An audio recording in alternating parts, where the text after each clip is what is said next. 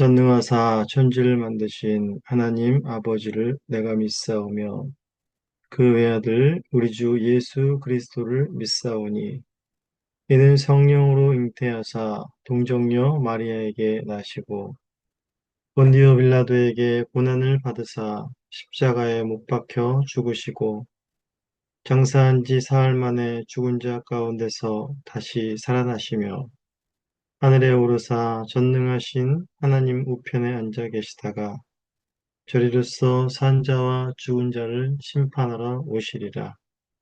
성령을 믿사오며 거룩한 공예와 성도가 서로 교통하는 것과 죄를 사하여 주시는 것과 몸이 다시 사는 것과 영원히 사는 것을 믿사옵나이다.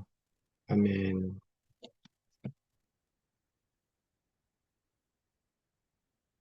우리 시간 찬송하시겠습니다. 찬송은 370장, 찬송가 370장, 통일 찬송가는 455장입니다. 찬송가 370장 1절과 4절을 찬송하시겠습니다.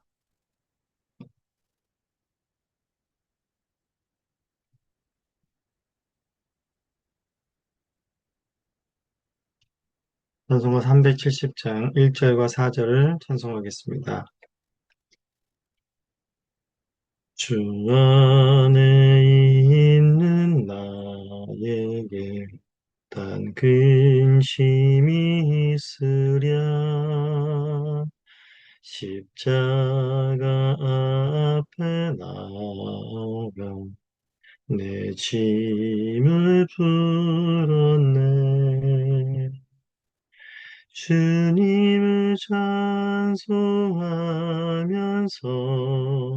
할렐루야 할렐루야 내 앞길 멀고 험해도 나 주님만 따라가리. 내 주 안에 신 언약을 영 불변하시니 그 나라 가기까지는 늘 보호하시네. 주님을 찬송하면서 할렐루야 할렐루야 내 앞길 멀고 험해도 나 주님만 따라가리.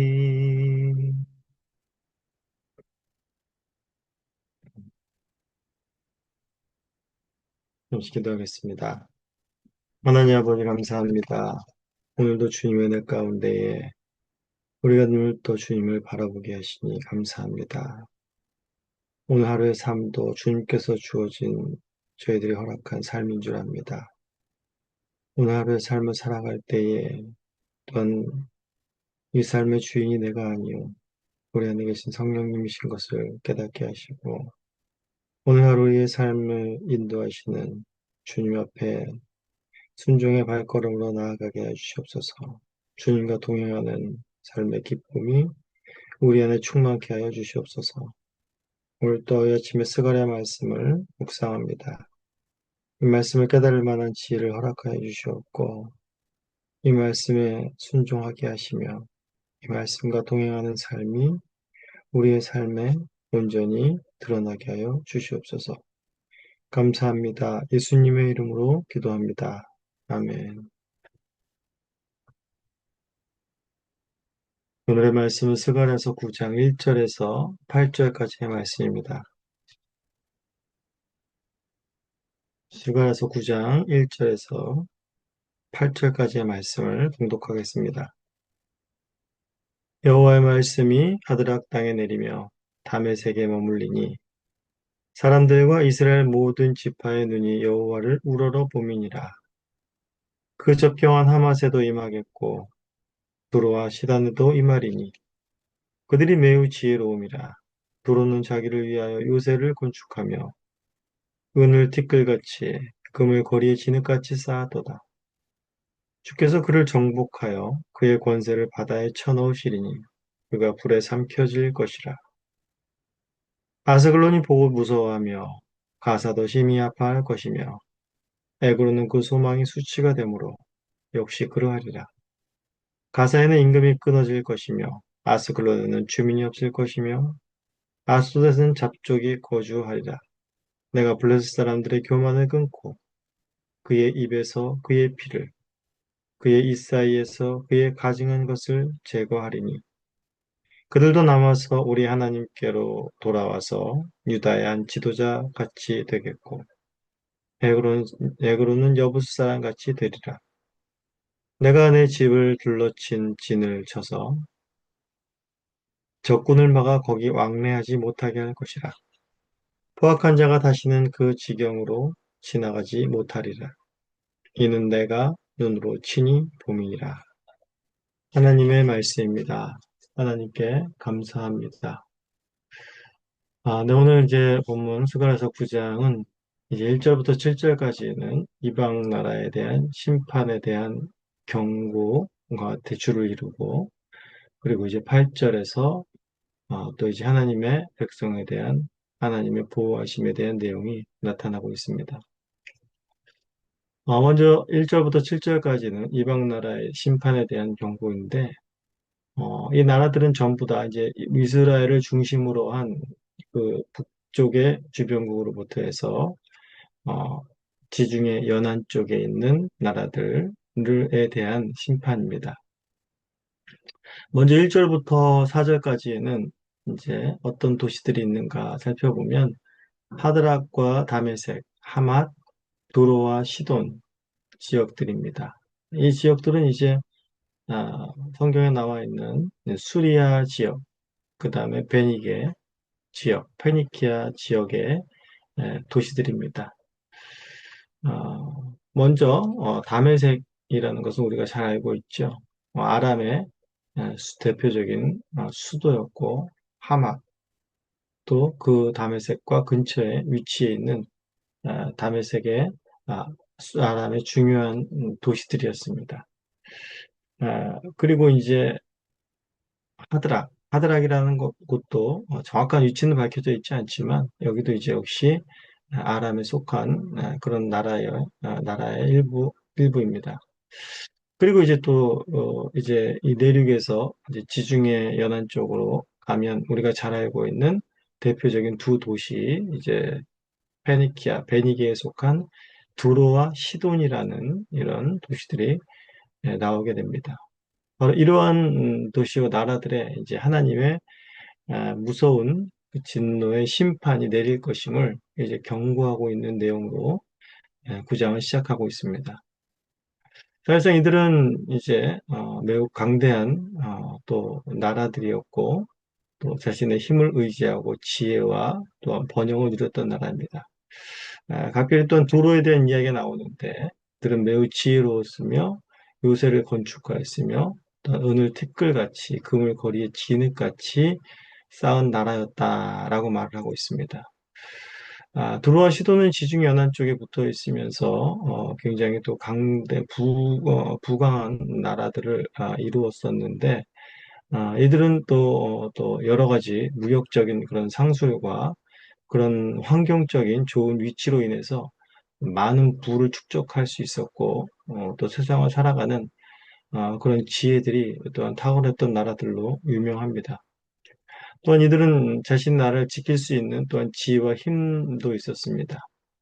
두로 같은 경우에는 이제 아수르라는 강대국, 또 바벨론이라는 강대국, 이런 페르시아라는 강대국의 이런 소용돌이 속에서도 온전히 점령되지 않고 잘 버텨냈고 또 자치적인 그런 통치가 허락된 그런 나라였습니다.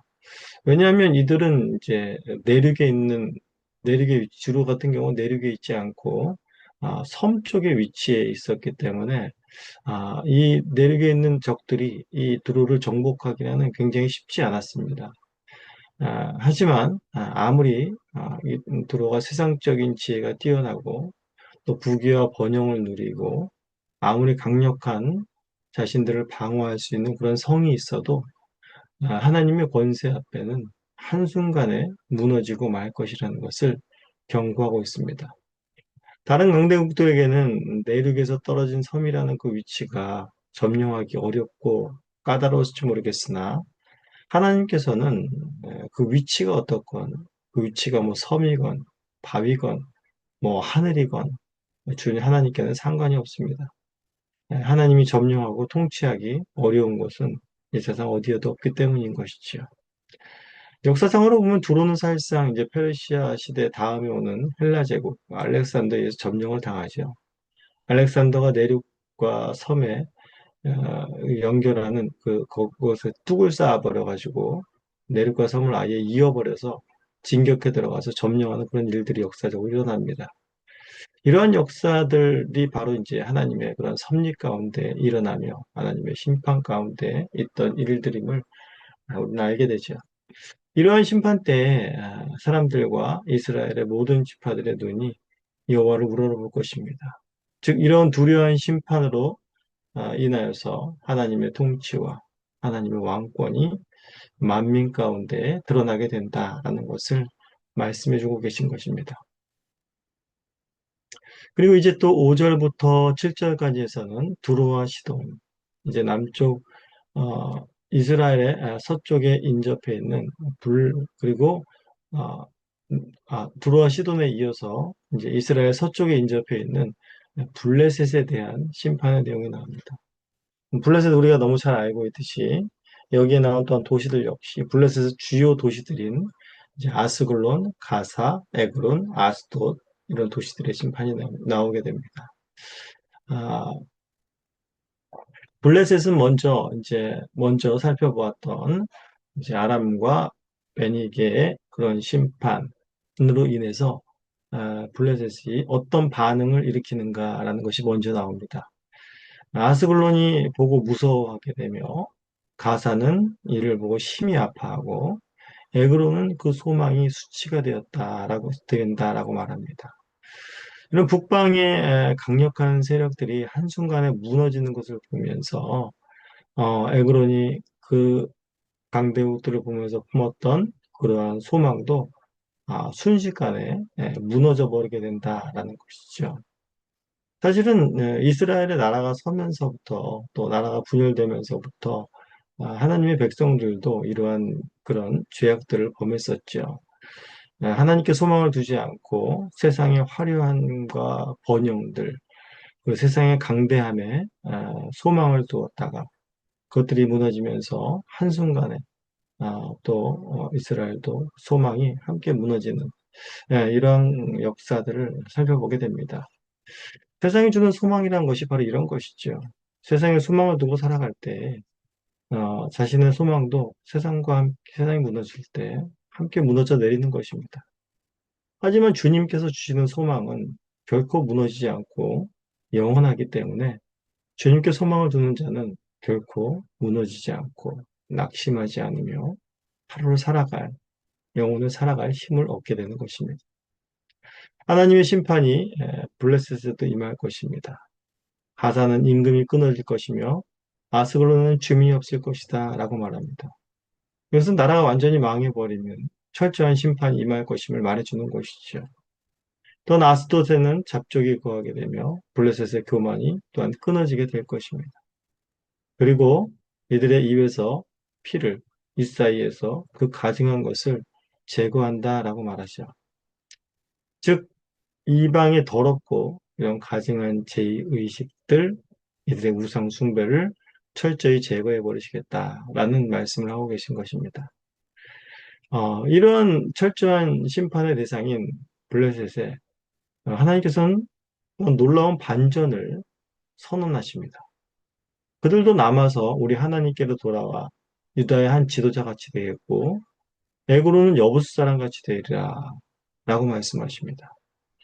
블레셋이 하나님께로 돌아와서 유다의 한 지도자 같이 되고 애굽으로는 여부수 사람 같이 된다는 말씀은 바로 심판의 대상으로만 여겨졌던 이방 나라 역시 하나님의 구원의 대상인 됨을 보여주고 있는 것입니다. 그리고 마지막 8절에서 이스라엘은 어떤 이방의 세력이나 강한 자에게도 해함을 받지 못할 것임을 말씀하십니다. 그 이유는 바로 하나님께서 내 집을 둘러 진을 치실 것이기 때문이죠. 그리고 여호와의 눈이 친히 그 백성을 바라보시며 돌보시기 때문인 것입니다. 이것은 그저 눈으로 바라본다라는 단순한 의미가 아닙니다. 항상 자녀에게 눈을 떼지 않고 보호하시며 인도하시고 그들을 다스리시는 그의 백성을 향한 하나님의 사랑을 온전히 드러내는 그런 의미인 것이죠. 오늘의 말씀을 바라보면서 이제 포로에서 귀환한 이스라엘 백성들에게 이 말씀은 어떤 위로가 될까라는 것을 생각해 봅니다. 하나님께서는 바벨론에서 하나님이 약속하신 대로 그의 백성들을 귀환시키셨고 또한 성전도 짓게 하셨습니다. 하지만 여전히 환경은 많이 좋아진 것 같지 않습니다. 여전히 페르시아의 속국이며 다윗 시대의 번영과 영광에 비하면 초라하기 그지없지요. 오늘의 본문은 이스라엘의 위협이 되는 이방을 심판하시며 이스라엘을 보호하실 것이라고 말합니다. 하지만 언제 이방 세력은 전부 사라지게 되는 것일까요? 또한 이방이 주님 앞으로 돌아와 이스라엘의 일원이 된다고 말합니다. 이런 것이 이스라엘에게 소망이 되겠습니까? 이스라엘에게 기쁨이 되려면 최소한 포로로 돌아와서 성전을 짓고 다시금 이스라엘이 독립국가로 서는 것까지 하나님께서 좀 이렇게 해 주셔야 되지 않았을까라는 생각이 듭니다. 언제나 하나님은 조금씩 조금씩 좀 아주 감질맛 나게만 주시는 것 같은 느낌도 듭니다. 그렇기 때문에 포로 귀한 공동체는 또 다시금 힘을 잃고 또 소망도 잃고 희미해지는 정체성 가운데 죄악된 모습으로 빠져드는 그러한 현상들이 나타나게 됩니다. 하지만 우리가 생각해야 될 것은 구약과 신약의 모든 역사를 통틀어서 하나님께서 아무리 통 크게 이들에게 환경을 변하게 하고 이들에게 복을 주시면 무엇합니까? 이들은 욕심만 더 커질 뿐이었습니다. 번영과 영광을 셀 수 없이 주었더니 그의 백성들이 하는 짓은 무엇이었습니까? 결국에는 이스라엘은 무상 숭배를 했고 나라는 반쪽으로 나누어 버렸습니다. 이스라엘의 바람은 바로 우리의 상황과 형편이 나아지는 것이 아니어야 합니다. 물론 상황과 형편 하나님께서 낫게 하시지만 그들이 먼저 잊지 말아야 될 것은 하나님께서 그들에게 행하신 일들을 기억하며 바로 그분께 영원한 소망을 두는 것입니다.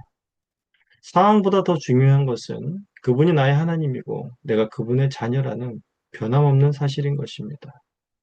이 관계에서 흔들리지 않기 위해 이 관계를 더욱 견고하게 하기 위해 전심을 해야 하는 것이죠.